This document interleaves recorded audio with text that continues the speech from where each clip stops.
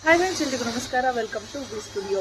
Big Boss ಮುಗ್ದಾಯ್ತು, ಹನುಮಂತಣ್ಣ ಗೆದ್ದಾಯ್ತು. But ಆದರೂ ಸಹ ಯಾವುದಾದ್ರೂ ಕಂಟೆಸ್ಟೆಂಟ್ನ ಒಂದು ವಿಚಾರ ಏನಾದರೂ ಸಿಕ್ತು ಅಂತಂದರೆ ಸೋಷಿಯಲ್ ಮೀಡಿಯಾದಲ್ಲಿ ತುಂಬಾ ವೈರಲ್ ಆಗ್ತಿದೆ. ಆ ರೀತಿ ಈಗ ಒಬ್ಬ ಕಂಟೆಸ್ಟೆಂಟ್ನ ಮನೆ ವಿಚಾರ ಸೋಷಿಯಲ್ ಮೀಡಿಯಾದಲ್ಲಿ ತುಂಬಾ ಹರಿದಾಡ್ತಿದೆ. ಆ್ಯಂಡ್ ಕಂಟೆಸ್ಟೆಂಟ್ಗಳು ಮನೆ ಒಳಗಡೆ ಇದ್ದಾಗ ಅವರು ನಡ್ಕೊಳ್ಳುವಂತಹ ರೀತಿ ಅವರ ಫ್ಯಾಮಿಲಿಗಳ ಮೇಲೆ ತುಂಬಾ ಇಂಪ್ಯಾಕ್ಟನ್ನು ಕ್ರಿಯೇಟ್ ಮಾಡಿರುತ್ತೆ. ಅವರು ನಡ್ಕೊಳ್ಳುವಂತಹ ರೀತಿ ಅವ್ರಿಗೆ ನೆಗೆಟಿವ್ ಸಹ ಆಗ್ಬೋದು, ಹಾಗೆ ಪಾಸಿಟಿವ್ ಸಹ ಆಗ್ಬೋದು. ಈ ರೀತಿ ಪಾಸಿಟಿವ್ ಅಂದ್ಕೊಂಡಿದ್ದಂತಹ ಗೌತಮಿ ಅವರ ಫ್ಯಾಮಿಲಿಯಲ್ಲಿ ಬಿರುಕು ಮೂಡಿದೆ. ಆ್ಯಂಡ್ ಈ ಒಂದು ಬಿರುಕು ಎಷ್ಟು ದಿವಸ ಇತ್ತು ಅನ್ನೋದು ಗೊತ್ತಿಲ್ಲ. ಅದು 4 ಗೋಡೆಗಳ ಮಧ್ಯನೇ ಇತ್ತು. ಬಟ್ ಈಗ ಸೋಷಿಯಲ್ ಮೀಡಿಯಾದಲ್ಲಿ ಇವರ ಒಂದು ಸಂಸಾರದ ವಿಚಾರ ತುಂಬಾ ವೈರಲ್ ಆಗ್ತಿದೆ. ಎಸ್, ಬಿಗ್ ಬಾಸ್ ಗೌತಮಿ ಅವರು ಬಿಗ್ ಬಾಸ್ ಮನೆಗೆ ಹೋದಾಗ್ಲಿಂದ ಹೊರಗಡೆ ಬರೋವರೆಗೂ ಬಿ ಪಾಸಿಟಿವ್ ಅಂತಲೇ ಅಂದ್ಕೊಂಡಿದ್ರು. ಅವರು ಎಷ್ಟರ ಮಟ್ಟಕ್ಕೆ ಪಾಸಿಟಿವಿಟಿ ತೋರಿಸ್ತಿದ್ರು ಅಂತಂದರೆ, ಮೊದಲಿಗೆ ತುಂಬ ಓವರಾಗಿ ಆ್ಯಕ್ಟ್ ಮಾಡ್ತಿದ್ದಾರೆ, ಮುಖವಾಡವನ್ನು ಧರಿಸ್ಕೊಂಡು ಬದುಕ್ತಿದ್ದಾರೆ, ಇವ್ರು ಈ ರೀತಿ ಅಲ್ಲ ಅಂತ ಎಲ್ಲ ಮಾತುಗಳು ಬರ್ತಿತ್ತು. ಬಟ್ ಹೋಗ್ತಾ ಅವರು ಇಷ್ಟು ದಿವಸ ಆದ್ರೂ ಅದೇ ರೀತಿ ಇದ್ದಿದ್ದನ್ನು ನೋಡಿ ಇವ್ರು ಇರೋದೇ ಹೀಗೆ ಅಂತ ಎಲ್ರಿಗೂ ಫಿಕ್ಸ್ ಆಗಿತ್ತು. ಬಟ್ ಇವಾಗ ಏನಾಗಿದೆ ಅಂತಂದರೆ, ಅವರು ಮಂಜಣ್ಣ ಅವ್ರ ಜೊತೆ ಇದ್ದಂತಹ ರೀತಿಗೋ ಏನೋ ಅಥವಾ ಬೇರೆ ಒಂದು ಪರ್ಸ್ನಲ್ ರೀಸನ್ಸ್ಗೋ ಏನೋ ಅವರ ಫ್ಯಾಮಿಲಿ ಒಳಗಡೆ ಇರಬೇಕಾದಂತಹ ವಿಚಾರಗಳೆಲ್ಲ ಸೋಷಿಯಲ್ ಮೀಡಿಯಾದಲ್ಲಿ ಹರಿದಾಡ್ತಿದೆ. ಆ್ಯಂಡ್ ಇದಕ್ಕೆ ಮೇನ್ ರೀಸನ್ ಅವ್ರ ಮಾವ ಅಂತಲೇ ಹೇಳ್ಬೋದು. ಆ್ಯಂಡ್ ಎಸ್, ಗೌತಮಿ ಅವರು ಬಿಗ್ ಬಾಸ್ ಮನೆಗೆ ಹೋದಾಗ ಮೊದಲಿಗೆ ಮೋಕ್ಷಿತಾ ಅವ್ರ ಜೊತೆ ಇರ್ತಾರೆ. ಆ್ಯಂಡ್ ಇವರಿಬ್ಬರ ಫ್ರೆಂಡ್ಶಿಪ್ ಮಧ್ಯ ಮಂಜಣ್ಣ ಅವರು ಬಂದು ಆ್ಯಡ್ ಆಗ್ತಾರೆ. 3 ಜನನೂ ಕೂಡ ತುಂಬ ಒಳ್ಳೆ ಫ್ರೆಂಡ್ಸ್ ಅನ್ನೋ ರೀತಿ ಇರ್ತಾರೆ. ಬಟ್ ಮೋಕ್ಷಿತಾ ಅವ್ರಿಗೆ ಅದು ಏನು ಬೇಜಾರಾಗುತ್ತೋ ಏನೋ, ಮೋಕ್ಷಿತಾ ಅವರು ಇವರ ಒಂದು ಟೀಮನ್ನು ಬಿಟ್ಟು ಬೇರೆ ಒಂದು ಟೀಮ್ನ ಸೇರ್ಕೋತಾರೆ. ಆ್ಯಂಡ್ ಆಗ ಈ ಒಂದು ಟೀಮಲ್ಲಿ ಉಳಿಯೋದು ಮಂಜಣ್ಣ ಹಾಗೆ ಗೌತಮಿ ಅವರು ಇಬ್ಬರು ಮಾತ್ರ. ಇಬ್ಬರು ಸಹ ತುಂಬ ಚೆನ್ನಾಗಿ ಆಟಗಳನ್ನು ಆಡ್ತಿರ್ತಾರೆ. ಬಟ್ ಇವರ ಒಂದು ಫ್ರೆಂಡ್ಶಿಪ್ ಹಲವಾರು ಜನಕ್ಕೆ ಇಷ್ಟ ಆಗೋದಿಲ್ಲ. ಸ್ವತಃ ಸುದೀಪ್ ಸರ್ ಅವರೇ ತುಂಬ ಸತಿ ಮಂಜಣ್ಣ ಅವ್ರಿಗೆ ಹೇಳ್ತಾರೆ ಆ ಒಂದು ಫ್ರೆಂಡ್ಶಿಪ್ನ ಬಿಟ್ಬಿಡಿ ಅಂತ. ಹಾಗೆ ಅವರ ಫ್ಯಾಮಿಲಿ ಮೆಂಬರ್ಸ್ ಕೂಡ ಬಂದು ಹೇಳ್ತಾರೆ ಮಂಜಣ್ಣ ಅವ್ರಿಗೆ, ನೀನು ಅವ್ರ ಜೊತೆ ಇರೋದು ನಿನ್ನ ಆಟಕ್ಕೆ ತುಂಬಾ ಎಫೆಕ್ಟ್ ಆಗ್ತಿದೆ ಅಂತ. ಅವಾಗೆಲ್ಲ ಮಂಜಣ್ಣ ಅವ್ರು ಹೇಳ್ತಿರ್ತಾರೆ, ಬಿಟ್ಬಿಡ್ತೀನಿ, ಈ ವಾರ ಬಿಟ್ಬಿಡ್ತೀನಿ, ನೆಕ್ಸ್ಟ್ ವಾರ ಬಿಟ್ಬಿಡ್ತೀನಿ ಅಂತೆಲ್ಲ ಹೇಳ್ತಾರೆ. ಬಟ್ ಕೊನೆಯವರೆಗೂ ಅವ್ರಿಗೆ ಬಿಡೋದಕ್ಕೆ ಆಗೋದೇ ಇಲ್ಲ. ಆ್ಯಂಡ್ ಗೌತಮಿ ಅವರ ವಿಚಾರದಲ್ಲೂ ಸಹ ಇದೇ ಆಗುತ್ತೆ. ಲೈಕ್ ಅವರ ಹಸ್ಬೆಂಡ್ ಅಭಿಷೇಕ್ ಅವರು ಸಹ ಬಂದು ಹೇಳ್ತಾರೆ, ಈಸ್ ಪ್ಲೇಯಿಂಗ್ ಎ ಗೇಮ್, ಬಿಟ್ಬಿಡು ಅವ್ರನ್ನ ಅಂತ. ಬಟ್ ಆದರೂ ಕೂಡ ಅವರು ಈ ಒಂದು ಫ್ರೆಂಡ್ಶಿಪ್ನ ಕೊನೆಯವರೆಗೂ ಉಳಿಸ್ಕೋತಾರೆ. ಮಧ್ಯ ಮಂಜಣ್ಣ ಅವ್ರಿಗೆ ಅವಾಗವಾಗ ಬೈತಿರ್ತಾರೆ, ಬೇಡ ನನ್ನ ಹಿಂದೆ ಬರಬೇಡಿ, ಹೋಗಿ ಈ ನಿಮ್ಮ ಆಟ ನೀವು ಆಡ್ಕೊಳ್ಳಿ, ನನ್ನ ಆಟ ನಾನು ಆಡ್ತೀನಿ ಅಂತೆಲ್ಲ ಹೇಳ್ತಿರ್ತಾರೆ. ಬಟ್ ಆದರೂ ಕೂಡ 1 ದಿವಸ 2 ದಿವಸ ಆದಮೇಲೆ ಮತ್ತೆ ಅವರಿಬ್ಬರು ಒಟ್ಟಿಗೆ ಕೂತ್ಕೊಳ್ಳೋದು, ಜೊತೆಲಿರೋದು, ಈ ರೀತಿ ಕೊನೆಯವರೆಗೂ ನಡ್ಕೊಂಡು ಬರುತ್ತೆ.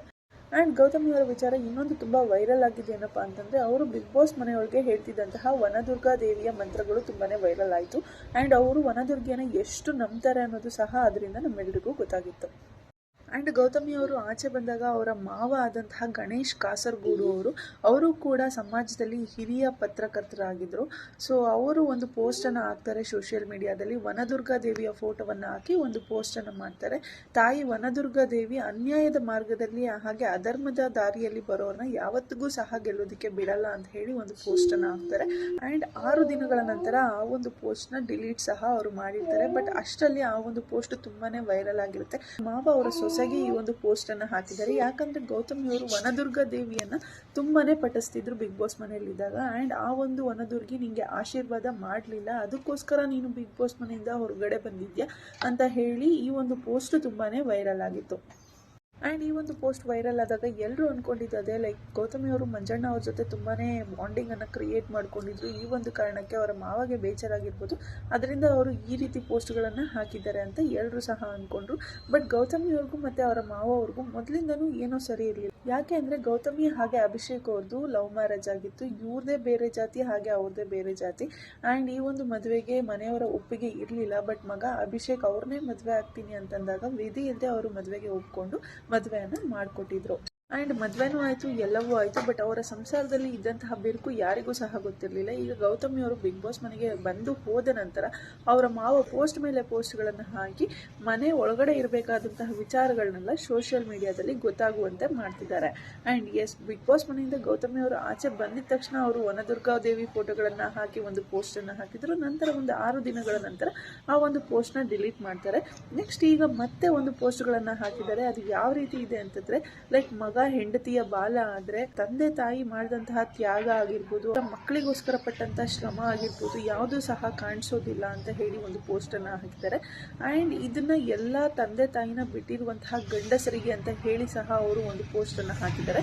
ಗಣೇಶ್ ಕಾಸರಗೋಡು ಅವರು ಮತ್ತೊಂದು ಪೋಸ್ಟ್ ಅನ್ನು ಸಹ ಮಾಡಿದ್ದಾರೆ. ಇವರು ಇವರ ವೈಫ್ ಮತ್ತೆ ಎರಡನೇ ಮಗ ಸೊಸೆ ಜೊತೆ ಒಂದು ಫೋಟೋವನ್ನು ಹಾಕಿ ನಮ್ಮ ಕುಟುಂಬ ಅಂತ ಹೇಳಿ ಒಂದು ಪೋಸ್ಟ್ ಅನ್ನು ಹಾಕಿದ್ದಾರೆ. ಲೈಕ್ ಸಮಾಜದಲ್ಲಿ ಗಣ್ಯ ವ್ಯಕ್ತಿ ಆಗಿರುವಂತಹ ಇವರು ಈ ರೀತಿ ಪೋಸ್ಟ್ಗಳನ್ನು ಹಾಕ್ತಿರೋದನ್ನ ನೋಡ್ತಿದ್ರೇನೆ ಲೈಕ್ ಆಶ್ಚರ್ಯ ಆಗ್ತಿದೆ. ಮನೆಯಲ್ಲಿ ಇರಬೇಕಾದಂತಹ ವಿಚಾರಗಳನ್ನೆಲ್ಲ ಬೀದಿಗೆ ತರ್ತಿದ್ದಾರೆ ಅಂತ ಅನ್ಸೋದಕ್ಕೆ ಶುರುವಾಗಿದೆ. ಹಾಗಿದ್ರೆ ಇವರು ಆಗ್ತಂತಹ ಪೋಸ್ಟ್ಗಳಿಗೆ ಕಮೆಂಟ್ಸ್ಗಳನ್ನು ನೋಡಿದ್ರೆ, ಯಾಕೆ ನಿಮ್ಮ ದೊಡ್ಡ ಮಗ ನಿಮಗೆ ಬೇಡವಾ, ನಿಮ್ಮ ಸೊಸೆ ಗೌತಮಿಯವರು ನಿಮಗೆ ಬೇಡವಾ, ಗೌತಮಿಯವರು ತುಂಬ ಒಳ್ಳೆ ವ್ಯಕ್ತಿ, ಅವ್ರನ್ನ ನೀವು ಯಾಕೆ ಈ ರೀತಿ ಎಲ್ಲ ನಿಂದಿಸ್ತಾ ಇದ್ದೀರಾ ಅಂತೆಲ್ಲ ಹೇಳಿ ಕಮೆಂಟ್ ಸೆಕ್ಷನ್ಗಳಲ್ಲಿ ಕೇಳ್ತಿದ್ದಾರೆ. ಬಟ್ ಅದು ಯಾವುದಕ್ಕೂ ಗಣೇಶ್ ಕಾಸರಗೋಡು ಅವರು ಉತ್ತರವನ್ನು ಕೊಡ್ತಿಲ್ಲ.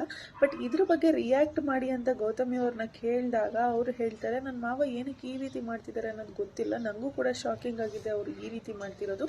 ಬಟ್ ಇದ್ರ ಬಗ್ಗೆ ನಾನು ಮಾತಾಡೋದಿಲ್ಲ, ಇದು ನನ್ನ ಪರ್ಸ್ನಲ್ ಆಗಿ ವೈಯಕ್ತಿಕ ವಿಚಾರ ಆಗಿದೆ. ಆ್ಯಂಡ್ ಇದ್ರ ಬಗ್ಗೆ ನಾನು ಸೋಷಿಯಲ್ ಮೀಡಿಯಾದಲ್ಲಿ ಹೇಳ್ಕೊಳ್ಳೋಕ್ಕೆ ಆ್ಯಂಡ್ ನ್ಯೂಸ್ ಚಾನಲ್ಗಳಲ್ಲಿ ಹೇಳ್ಕೊಳ್ಳೋದಕ್ಕೆ ನಾನು ಇಷ್ಟಪಡೋದಿಲ್ಲ ಅಂತ ಹೇಳಿ ಅವರು ಈ ಒಂದು ವಿಚಾರನ ತುಂಬ ಸಿಂಪಲ್ ಆಗಿ ತಳ್ಳಿ ಹಾಕಿದ್ದಾರೆ ಅಂತಲೇ ಹೇಳ್ಬೋದು. ಅವರು ಕೂಡ ಲೈಕ್ ನಮ್ಮ ಮಾವ ಏನಕ್ಕೆ ಈ ಥರ ಮಾತಾಡಿದ್ದಾರೆ, ನನಗೆ ನನ್ನ ಮಾವನಿಗೆ ಆಗೋದಿಲ್ಲ ಅಂತೆಲ್ಲ ಹೇಳ್ಬೋದಾಗಿತ್ತು, ನಮ್ಮ ಮಾವ ಸರಿ ಇಲ್ಲ ಅಂತೆಲ್ಲ ಹೇಳ್ಬೋದಾಗಿತ್ತು. ಬಟ್ ಅವರು ಈ ಕೆಲಸವನ್ನು ಮಾಡಲಿಲ್ಲ. ಅವರು ಒಬ್ಬ ಸೊಸೆಯಾಗಿ ಅವರು ಅವರ ಕರ್ತವ್ಯ ಏನಿದೆಯೋ ಅದನ್ನು ತುಂಬ ಚೆನ್ನಾಗಿ ನಿಭಾಯಿಸ್ತಿದ್ದಾರೆ ಅಂತಲೇ ಹೇಳ್ಬೋದು. ಆ್ಯಂಡ್ ಅವರವರ ಫ್ಯಾಮಿಲಿನಲ್ಲಿ ಏನೇ ಆಗಿರ್ಬೋದು, ಬಟ್ ಅದನ್ನೆಲ್ಲ ಈ ರೀತಿ ಪೋಸ್ಟ್ ಮಾಡೋದು ಒಳ್ಳೆ ಬೆಳವಣಿಗೆ ಅಂತ ನನಗನ್ಸಲ್ಲ. ಯಾಕೆ ಅಂತಂದರೆ ಗೌತಮಿಯವರು ಇದನ್ನು ಪಾಸಿಟಿವ್ ಆಗಿ ತೊಗೊಂಡಿದ್ದಾರೆ.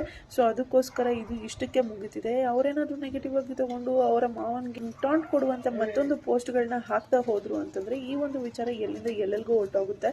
ಸೊ ಈ ರೀತಿ ಆಗೋದು ಬೇಡ ಅಂತ ಕೇಳ್ಕೊತೀನಿ. ಆ್ಯಂಡ್ ಗೌತಮಿಯವರು ಈ ಒಂದು ವಿಚಾರನ ಹ್ಯಾಂಡಲ್ ಮಾಡ್ತಿರುವಂತಹ ರೀತಿ ನೋಡ್ತಿದ್ರೆ ಗೊತ್ತಾಗುತ್ತೆ ಅವ್ರಿಗೆ ಎಷ್ಟು ಮೆಚ್ಯೂರಿಟಿ ಇದೆ ಅಂತ ಅನ್ನೋದು.